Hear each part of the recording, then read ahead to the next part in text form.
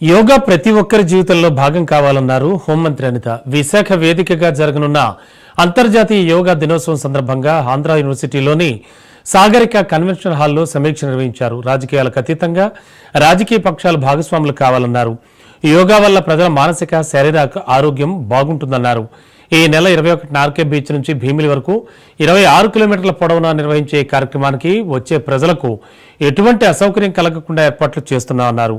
ప్రధాని మూడోసారి ఏపీకి వస్తున్నారని తెలిపారు.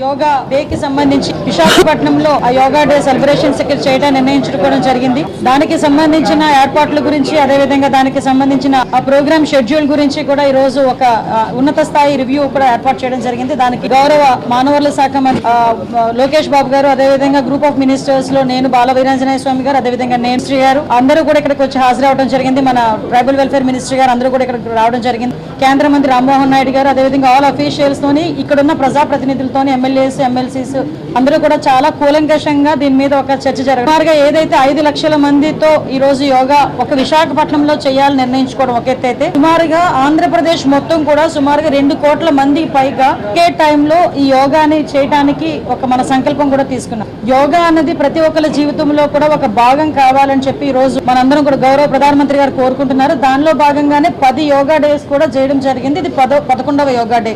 అంటే మనకున్న స్ట్రెస్ లోని అన్ని డిపార్ట్మెంట్స్ కి సంబంధించిన వాళ్ళు కానీ ఈ రోజు ఎస్పెషల్లీ పోలీస్ డిపార్ట్మెంట్ అవనివ్వండి, మెడికల్ డిపార్ట్మెంట్, ఎవరి వృత్తిలో వాళ్ళు అడుగుల ప్రపంచంలో మాక్సిమం వాళ్ళకున్న 24 గంటల్లో కనీసం 1 గంట వాళ్ళది అనిపించుకుని వాళ్ళ ఆరోగ్యం గురించి, వాళ్ళ మానసిక ప్రశాంతత గురించి కూడా గౌరవ ప్రధానమంత్రి నరేంద్ర మోడీ గారు 11వ నెల్లూరు జిల్లా టీడీపీ పార్టీ కార్యాలయం